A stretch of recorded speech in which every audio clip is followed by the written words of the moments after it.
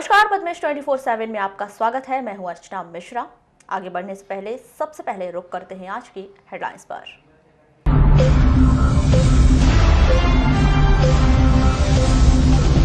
समर्थन मूल्य पर धान खरीदी में अब तक नहीं हुए परिवहन के टेंडर, गड़बड़ा सकती है खरीदी। पत्नी के हत्यारे पति को आजीवन कारावास, कटंगी के सीताखोर की घटना। वार्ड परिसीमन पर फैसले के लिए भोपाल पहुंची फाइल, इंतजार में दावा आपत्तिकर्ता। ट्रांसपोर्ट नगर के लिए नगरपालिका का मसौदा तैयार, प्रशासन के आदेश का इंतजार। 12 दिसंबर से दिखेगा शहर में हॉकी का जलवा। All India Narayan Singh memorial hockey tournament में शामिल हो रही 27 टीमें। लालबर्रा में 13 मई से महज 4 खरीदी केंद्रों से शुरू हो सकी धान खरीदी, किसानों में आक्रोश और निराशा। खाद्यान्न पर्ची बांटने से आंगनवाड़ी कार्यकर्ताओं का इनकार, विरोध स्वरूप शासन के नाम सौंपा ज्ञापन। जन शिक्षक की काउंसलिंग का अध्यापक और वरिष्ठ शिक्षकों ने जताया विरोध, किया बहिष्कार। और मौसम विभाग का अनुमान, 13 और 14 दिसंबर को हो सकती है बारिश, किसानों को दी सलाह। और अब खबरें विस्तार से। 4 दिसंबर से शुरू हुई समर्थन मूल्य पर धान खरीदी के लिए अब तक परिवहन के टेंडर, परिवहनकर्ता नियुक्त नहीं होने से एक बार फिर धान खरीदी की व्यवस्था गड़बड़ा सकती है। बीते 8 दिनों के दौरान धान खरीदी केंद्रों में क्षमता के अनुरूप भंडारण हो चुका है, लेकिन और भंडारण करने की क्षमता इन केंद्रों के पास और नहीं है। ऐसे में धान खरीदी बंद करना ही केंद्रों के पास अंतिम उपाय हो सकता है। यह सारी परेशानी उस समय आ रही है जब धान खरीदी शुरू होने के 1 सप्ताह बाद भी धान के परिवहन के लिए टेंडर, परिवहनकर्ता प्रक्रिया पूरी नहीं हो सकी है। चलिए आपको सुनाते हैं यह परेशानी एक खरीदी केंद्र के कर्मचारी की जुबानी। अभी तक तो परिवहनकर्ता नियुक्त नहीं हुआ है। क्यों अभी तक नहीं हो पाएगा? नहीं, यहाँ पर हमारी कैपेसिटी 200 मीट्रिक टन तक है। और अभी लगभग कितने हैं? अभी करीब 1500 क्विंटल हो चुका है। हो चुका है। हाँ सर, जानकारी तो है उन्हें। हाँ, खरीदी बंद करना पड़ेगा अगर परिवहन नहीं होता है। कोतवाली पुलिस द्वारा एक चोरी की मोटरसाइकिल सहित एक व्यक्ति को गिरफ्तार किया गया है, जो बीते कई दिनों से गाड़ी का नंबर बदलकर मोटरसाइकिल शहर में ही चला रहा था। कोतवाली थाना प्रभारी विजय सिंह परस्ते ने बताया कि 17 अगस्त 2019 को आरोपी द्वारा शहर के बस स्टैंड से मोटरसाइकिल चोरी कर अपनी कबाड़ हो चुकी मोटरसाइकिल का नंबर लगाकर बड़े आराम से शहर में ही चला रहा था। मुखबिर की सूचना पर मिली जानकारी के आधार पर पुलिस द्वारा कार्यवाही की गई और आरोपी को गिरफ्तार किया गया। थाना कोतवाली में अपराध क्रमांक 436/19 दिनांक 17/8/19 को पंजीबद्ध हुआ था फरियादी अनिल भटनागर की रिपोर्ट पर, और इसकी विवेचना चल रही थी। विवेचना के दौरान जो है मुखबिर द्वारा सूचना मिली कि मुशरफ खान नाम का लड़का जो है उक्त मोटरसाइकिल को चला रहा है। मुखबिर द्वारा प्राप्त सूचना पर टीम के द्वारा दबिश देकर के इसको पकड़ा गया और पूछताछ पर इसने स्वीकार किया कि इसने जो है मोटरसाइकिल की चोरी की थी, और करीब आज से 8-9 महीने पहले। और उक्त मोटरसाइकिल को चोरी करने के बाद इसके पास जो पूर्व से मोटरसाइकिल थी, इसने बताया कि वह मोटरसाइकिल एक्सीडेंट हो गई थी और एक्सीडेंट में डैमेज होने के कारण उसने बेच दिया था, और उस मोटरसाइकिल का नंबर इसमें आगे और पीछे लगा करके इसको चला रहा था। तो मोटरसाइकिल कहाँ से चोरी हुई? हाँ, ये मोटरसाइकिल जो है बस स्टैंड खंडेलवाल के पास से चोरी हुई थी। तो लगातार आए दिन गार्डन के सामने से गाड़ी चोरी होने की घटना है। प्रदेश शासन ने बैनर, पोस्टर, फ्लैक्स के माध्यम से विज्ञापन और प्रचार का काम बंद कर दिया तो 40,000 लोग बेरोजगार हो गए। यह आरोप नगरपालिका अध्यक्ष अनिल धुवारे ने प्रदेश शासन पर लगाया है। वे बताते हैं कि मध्य प्रदेश शासन ने अपनी एक योजना बदलने के कारण 40,000 लोगों के हाथ से काम छीन लिया है। लाखों रुपए खर्च कर लोगों ने मशीन लगाई, काम शुरू किया और रोजगार चलाया, लेकिन प्रदेश शासन ने अपनी योजना बदलकर इन्हें बेरोजगार कर दिया। सरकार ने एक चीज और करी मालूम है, ये जो वोटिंग और बैनर पोस्टर पर रोक लगा दी ना, इससे 30,000 लोग बेरोजगार हो गए पूरे प्रदेश में। नहीं हुए क्या बताओ? लगाने वाले, छाटने वाले, फोड़ने वाले, अब बेचारे गरीब थे लोग। लाखों की मशीन लाए बेचारे, ठंडा काम नहीं। सर्व शिक्षा अभियान के माध्यम से जन शिक्षक के लिए बुधवार को काउंसलिंग आयोजित की गई, जिसका पूर्व से जन शिक्षक के रूप में सेवाएं दे रहे अध्यापकों ने विरोध किया। अध्यापकों ने बताया कि उनका मूल विभाग संविलियन नहीं होने के पहले तक जिला पंचायत है, लेकिन शिक्षा विभाग द्वारा मापदंडों का पालन न करते हुए काउंसलिंग का आयोजन किया गया। इसीलिए पूर्व के सभी जनपद शिक्षक व अन्य अध्यापकों ने इसका विरोध करते हुए काउंसलिंग में भाग नहीं लिया। वास्तव में ये है कि हम लोग अध्यापक संवर्ग से हैं, अभी हमारा संविलियन नहीं हुआ है और अध्यापक संवर्ग का जो मूल विभाग होता है वो जिला पंचायत होता है। तो इन्होंने जो है काउंसलिंग जो प्रक्रिया कर रहे हैं, इन्होंने जिला पंचायत की अलग से सूची नहीं बनाई है और हम लोगों को अध्यापक संवर्ग को ट्राइबल विभाग की सूची में सम्मिलित कर लिया है, जबकि हमारा मूल विभाग जो है वो जिला पंचायत है। बिना उसके इन्होंने ट्राइबल में शामिल कर लेना ये विसंगतिपूर्ण है, इसलिए हमने आज इसका बहिष्कार किया है। कितने लोग हैं जो? हम लोग ऐसे कुल 16 लोग होते हैं। कहाँ के लोग हैं? सभी विभिन्न जनपद शिक्षा केंद्रों में पदस्थ हैं। कुछ कटंगी जनपद शिक्षा केंद्र में है, लालबर्रा जनपद शिक्षा केंद्र में है, बालाघाट जनपद शिक्षा केंद्र में है। और सर्व शिक्षा अभियान के जिला समन्वयक पी.के. अंगूरे ने बताया कि अध्यापक व वरिष्ठ अध्यापकों से आवेदन लिए गए थे, उसके आधार पर ही काउंसलिंग की गई है, जिसमें सभी तरह के अनुभव और वरिष्ठता का ध्यान रखा गया है। वो 16 शिक्षक उनकी प्रथम नियुक्ति ट्रैवल विभाग में थी, बाद में प्रतिनियुक्ति पर आदिवासी शिक्षा विभाग के विकास खंडों में आए थे। चूँकि उनकी प्रतिनियुक्ति, उसमें से 11 लोगों की प्रतिनियुक्ति समाप्त हो चुकी है और वर्तमान में उनकी जो संस्था है वो ट्रैवल विभाग की है। ऐसी स्थिति में उन्हें एजुकेशन की काउंसलिंग में शामिल नहीं किया जा सकता। सर वो तो करेंगे, हम जिला पंचायत में नियुक्त है। जो भी शासन के निर्देश होंगे जिला पंचायत में नियुक्त है, लेकिन विभाग उनका निर्धारित नहीं हुआ है।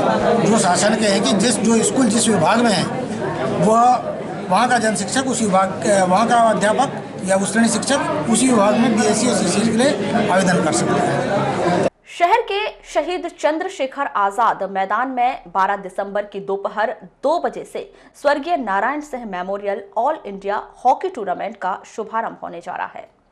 इस टूर्नामेंट में देश के नामी 27 टीमें शामिल हो रही हैं, जिसमें मुख्य रूप से AME Jalandhar, SAIL Rourkela, rail coach factory Kapurthala, major Dhyan Chand sports club Saifai Etawah, central railway Nagpur. इसी तरह से 12 दिसंबर से शहर के लोगों को एक शानदार हॉकी टूर्नामेंट देखने का मौका एक बार फिर मिलेगा। दोपहर 2 बजे से स्वर्गीय Narayan Singh memorial gold cup hockey tournament का शुभारंभ होने जा रहा है। इसमें लगभग 27 देश की नामी गिरामी 27 टीमें हिस्सा लेगी। इसमें है SAIL Rourkela, AME Jalandhar, rail coach factory Kapurthala, major Dhyan Chand sports college Saifai Etawah, ये भी पहली बार हमारे बीच में आ रही है, BEG Pune, Lucknow hostel, Bangalore, Chandigarh Panchkula hockey club, Kapurthala hostel, Bhiwani hostel, Haryana RKH, Karnal, Bhopal, young star Amravati, green club दूर। 43वीं Narayan Singh memorial all India gold cup hockey tournament जो कल 12 दिसंबर 19 से शुरू होगा और इसका समापन 19 दिसंबर को होने जा रहा है। नेहरू स्पोर्टिंग जो अपने आप में 82 साल की संस्था है, वो अपने यादों में संजोते हुए 43वां टूर्नामेंट आदरणीय अनिल दुवारे जी की अध्यक्षता में करने जा रहा है।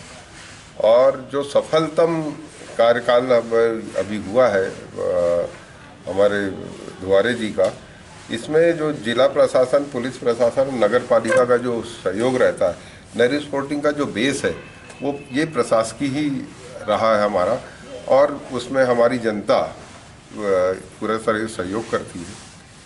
तो ये महिला एवं बाल विकास विभाग के अंतर्गत आंगनबाड़ियों में कार्यरत आंगनबाड़ी कार्यकर्ताओं ने अपनी 2 सूत्रीय मांगों को लेकर आज प्रशासन को ज्ञापन सौंपा, जिसमें पहली मांग यह है कि आंगनबाड़ी कार्यकर्ता सहायिका हैं, खाद्यान्न पर्ची का सर्वे नहीं करेंगी, क्योंकि ये सर्वे उन्हें आंगनबाड़ी कार्य के बाद करने कहा जा रहा है।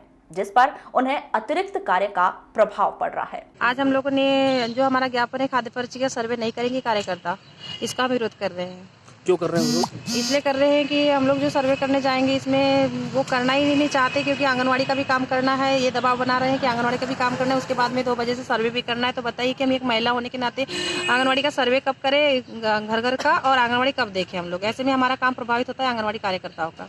नहीं मानते, ये कोर्ट का आदेश आ चुका है कलेक्टर साहब को, इसलिए हमने कोर्ट के स्टार्डर की कॉपी भी लाए थे और आज ज्ञापन देने आए थे। नहीं मानेंगे तो आगे और विरोध करेंगे।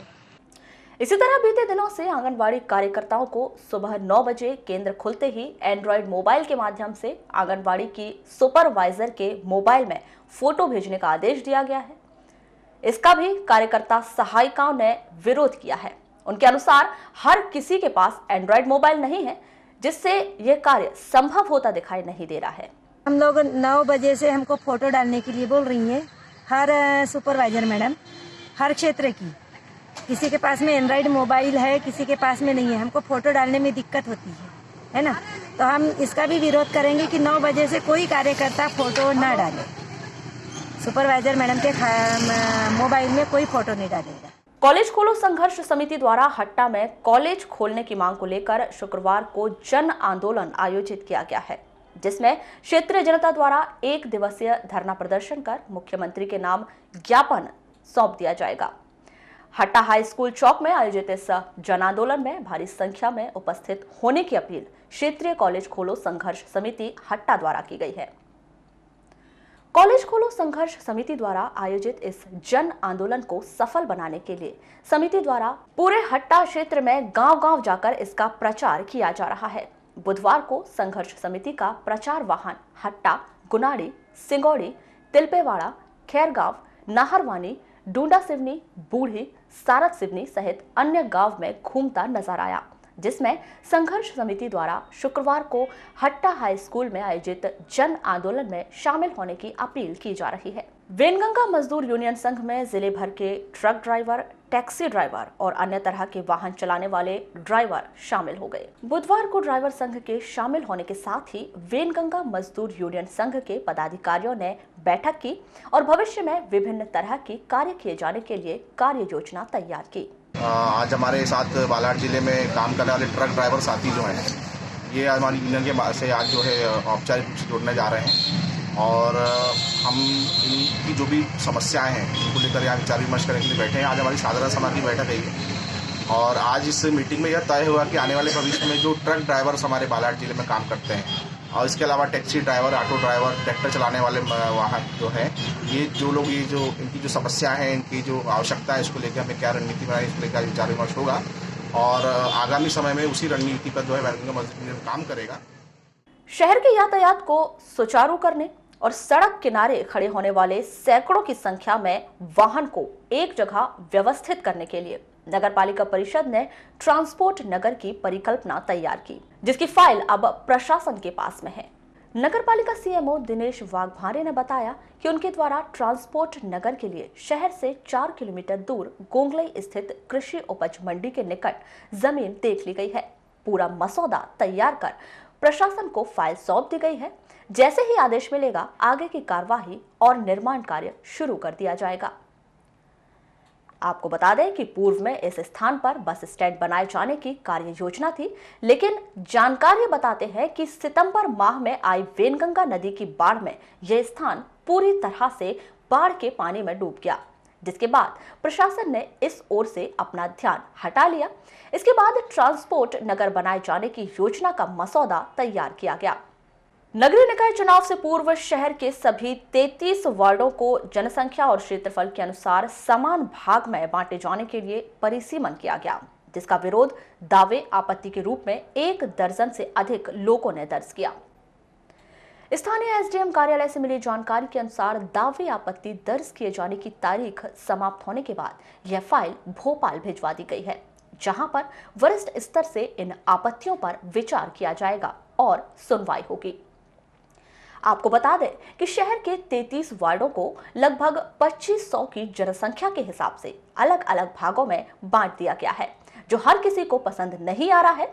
इसके विरोध में लगभग 1 दर्जन लोगों ने अलग अलग तरह से अपने अपने विचार रखते हुए दावे आपत्ति दर्ज करवाई। उत्तर भारत और पहाड़ों पर बदले मौसम के मिजाज को देखते हुए मौसम विज्ञान केंद्र ने 13 और 14 दिसंबर को बालाघाट जिले में हल्की बारिश होने की संभावना व्यक्त की है। जवाहरलाल नेहरू कृषि विज्ञान केंद्र बड़गांव के मुख्य समन्वयक डॉक्टर RL राउत ने जानकारी देते हुए बताया कि 13 और 14 दिसंबर को बारिश को देखते हुए किसानों को यही सलाह दी जाती है कि वर्तमान समय में जिले भर में मिसाई का दौर शुरू है।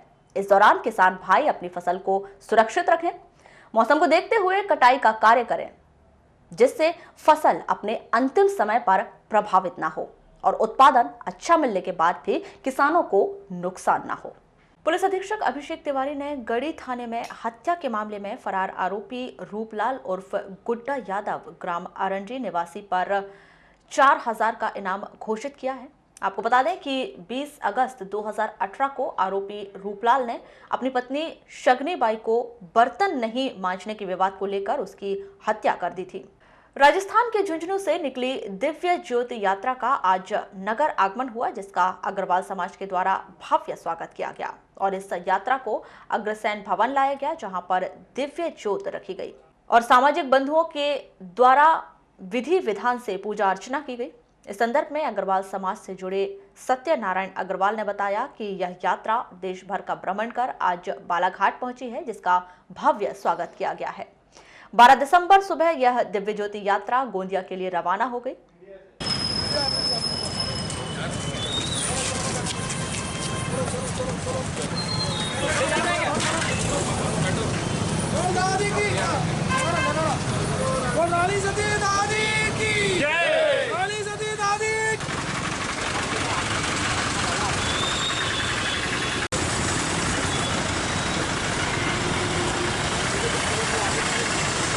ये हमारी दिव्य ज्योति यात्रा जो है झुंझुनू से निकली है, पूरे देश का भ्रमण करते हुए आज ये नागपुर से भंडारा तुमसर होते हुए बालाघाट पहुंच रही है।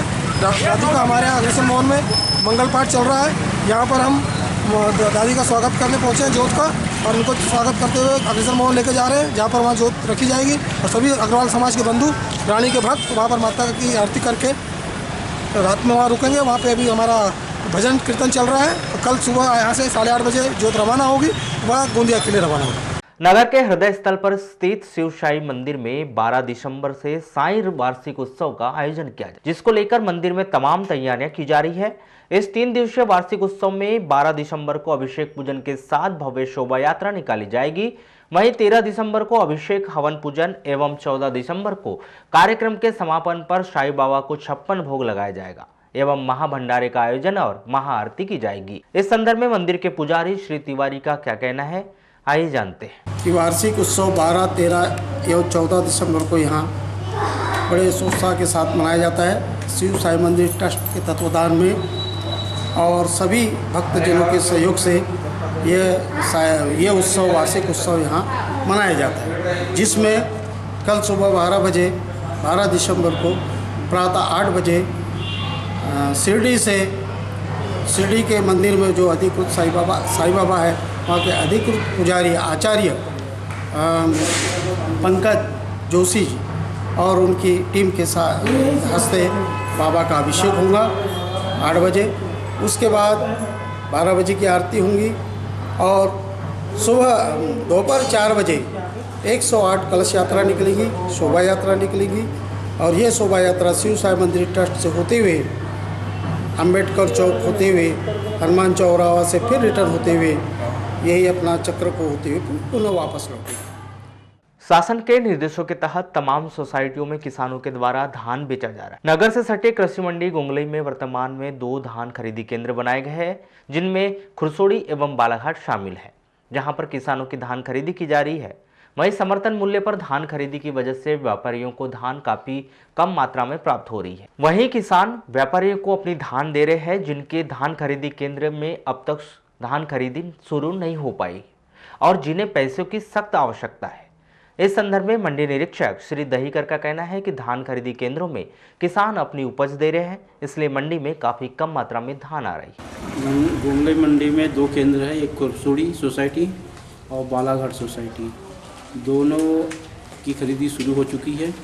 कल काफ़ी मात्रा में माल का तौल हुआ है। अभी ये क्या है, समर्थन मूल्य पे लोग विक्रय कर रहे हैं, खरीदी चालू है, इसलिए क्या मंडी में आवक कम है।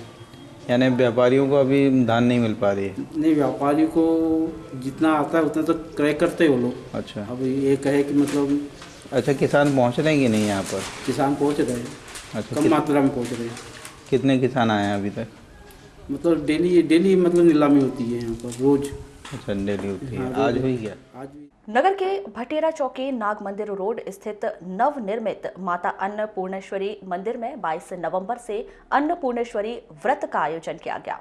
इसी कड़ी में आज मंदिर में दीपदान, आरती एवं महाप्रसाद का वितरण किया गया। वहीं 12 दिसंबर को मंदिर में 5 कुंडीय गायत्री महायज्ञ का आयोजन किया जाएगा, जिसमें बड़ी संख्या में श्रद्धालु जन शामिल होंगे। वहीं इस अवसर पर महाप्रसाद का भी वितरण किया जाएगा।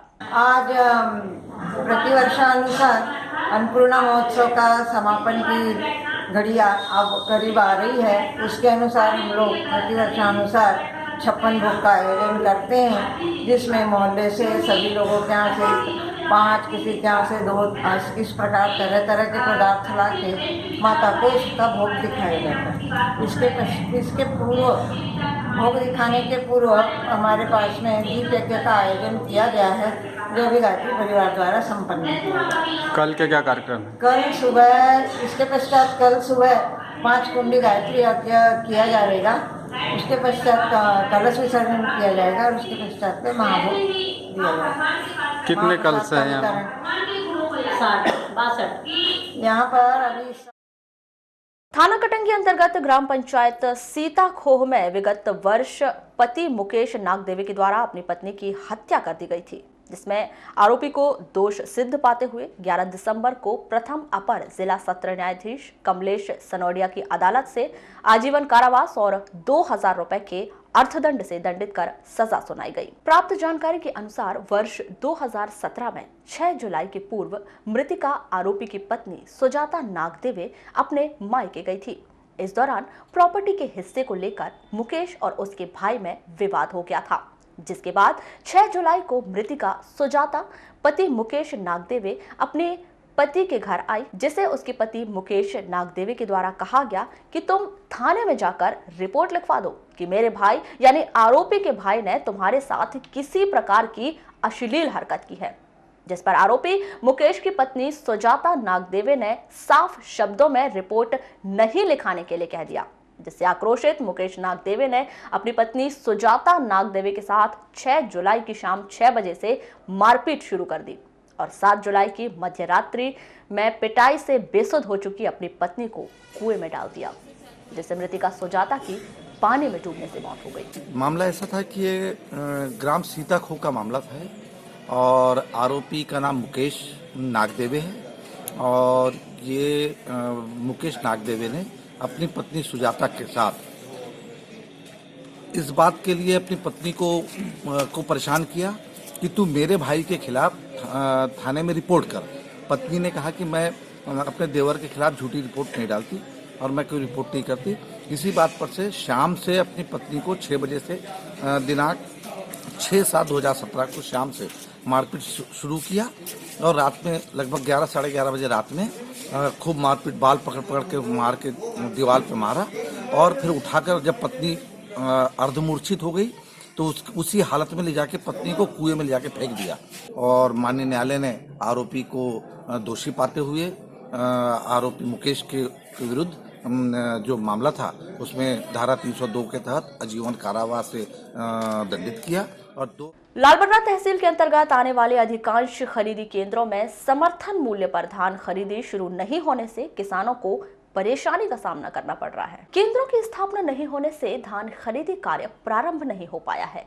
जिला सहकारी केंद्रीय बैंक मर्यादित बालाघाट शाखा लालबर्रा के अंतर्गत संचालित 9 समितियों के माध्यम से 13 खरीदी केंद्र बनाए गए हैं, जिसमें से अब तक महज 4 केंद्रों में ही धान खरीदी कार्य शुरू हो पाया है। जिसमें बकौड़ा स्थित निर्माणाधीन मंडी में मेरे गांव समिति के द्वारा एवं साल्हे, जाम और छिंदले में खरीदी कार्य प्रारंभ हो चुका है। शेष धान खरीदी केंद्र लालबर्रा, खोटी, मोहगांव, नेवरगांव, सेहौरा व कंजई में खरीदी कार्य प्रारंभ नहीं होने से कृषक अपनी धान बेचने से वंचित है। 6/12/2019 से धान खरीदी प्रारंभ कर दिए हैं और अभी तक 51 लोगों से 1753 कुंटल 60 किलो धान खरीदी हो चुकी है। क्या क्या व्यवस्था है सर यहाँ? इसमें हमारे पास 6 कांटे हैं, 5 सिलाई मशीन है, 25 लेबर यहाँ काम कर रहे हैं। कहाँ के किसान सर शामिल होंगे इस? हमारे सोसाइटी में मेरे गांव, बकोड़ा, खारी, खेर्री, देवरी और खामगाड़ी 6 गांव के किसानों का यहाँ पंजीयन हुआ है और उतने 6 गांव के किसान यहाँ पर धान विक्रय करने के लिए आते हैं। वहीं पद्मेश से चर्चा में जिला सहकारी केंद्रीय बैंक मर्यादित बालाघाट शाखा लालबर्रा के शाखा प्रबंधक गिरीश गुप्ता ने लालबर्रा ब्रांच के अंतर्गत 13 खरीदी केंद्र बनाए गए हैं, जिसमें से अब तक 4 केंद्रों में ही खरीदी कार्य शुरू हो पाया है। बाकी धान खरीदी केंद्रों की शासन स्तर से स्थापना नहीं होने के कारण खरीदी कार्य शुरू नहीं हो पाया है। जैसे ही केंद्रों की स्थापना हो जाएगी, धान खरीदी कार्य शुरू हो जाएगा। हमारे यहाँ लालबर्रा ब्रांच के अंतर्गत 13 मतलब केंद्र हैं, जिसमें से अभी 4 ही केंद्रों में धान खरीदी का कार्य शुरू हुआ है। जिसमें से मेरे गांव, जाम की 2 समितियां हैं और साल्हे। बाकी केंद्रों की स्थापना नहीं हुई है। जैसी स्थापना होती है उसी धान खरीदी का कार्य चालू हो जाएगा।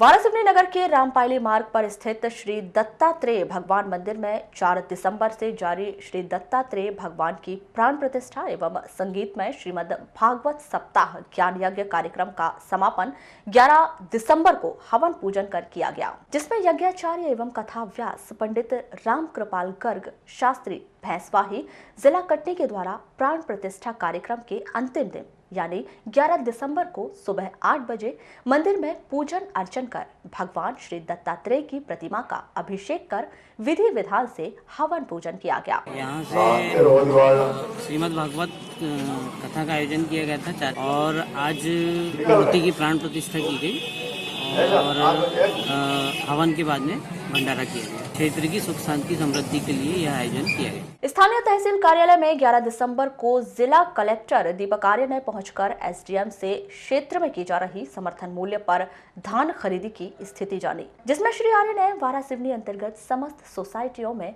खरीदी की क्या स्थिति है और किस प्रकार की व्यवस्था बनाई गई है, जिस पर विस्तार पूर्वक एसडीएम संदीप सिंह से चर्चा कर समर्थन मूल्य पर धान खरीदी की समीक्षा की और शासन के निर्देशानुसार क्षेत्र में खरीदी कराए जाने को लेकर निर्देशित किया। इस अवसर पर जिला कलेक्टर दीपक आर्य, एसडीएम संदीप सिंह सहित अन्य अधिकारी मौजूद रहे। जो धानोपार्जन का कार्य भी प्रारंभ हुआ है उसका और ट्रांसपोर्टेशन के लिए इसके संबंध में चर्चा की गई और निर्देशित किया गया एसडीएम साहब को कि वो देखें तहसीलदार सभी सुचारू रूप से उसमें कार्य करें, जिससे कि किसानों को कोई समस्या ना हो और खरीदी कार्य सुचारू रूप से करें। बुलेटिन के अंत में एक बार फिर नजर डालते हैं आज की हेडलाइंस पर।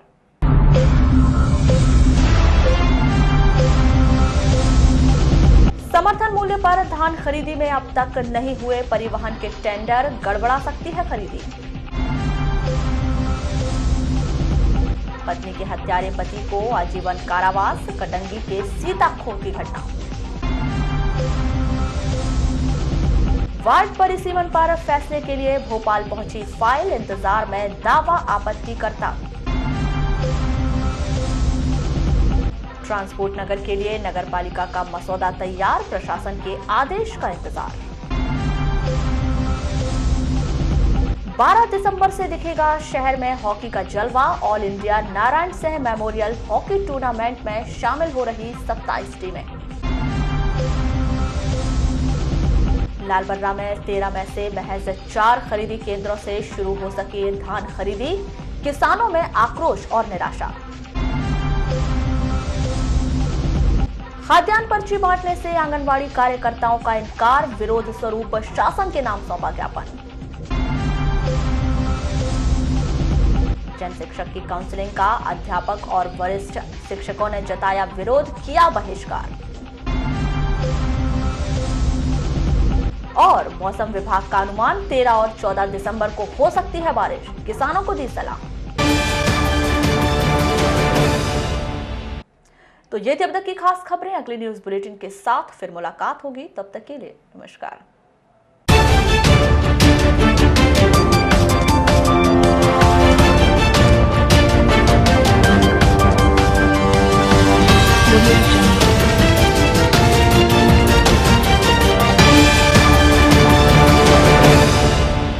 नगर के हृदय स्थल पर स्थित शिव शाही मंदिर में 12 दिसंबर से साई वार्षिक उत्सव का आयोजन किया जाए, जिसको लेकर मंदिर में तमाम तैयारियां की जा रही है। इस 3 दिवसीय वार्षिक उत्सव में 12 दिसंबर को अभिषेक पूजन के साथ भव्य शोभा यात्रा निकाली जाएगी। वहीं 13 दिसंबर को अभिषेक हवन पूजन एवं 14 दिसंबर को कार्यक्रम के समापन पर साई बाबा को 56 भोग लगाया जाएगा एवं महाभंडारे का आयोजन और महाआरती की जाएगी। इस संदर्भ में मंदिर के पुजारी श्री तिवारी का क्या कहना है, आइए जानते हैं। कि वार्षिक उत्सव 12, 13 एवं 14 दिसंबर को यहाँ बड़े उत्साह के साथ मनाया जाता है। शिव साई मंदिर ट्रस्ट के तत्वाधान में और सभी भक्तजनों के सहयोग से ये उत्सव, वार्षिक उत्सव यहाँ मनाया जाता है, जिसमें कल सुबह 12 बजे 12 दिसंबर को प्रातः 8 बजे शिरडी के मंदिर में जो अधिकृत साई बाबा है, वहाँ के अधिकृत पुजारी आचार्य पंकज जोशी जी और उनकी टीम के साथ हस्ते बाबा का अभिषेक होगा 8 बजे।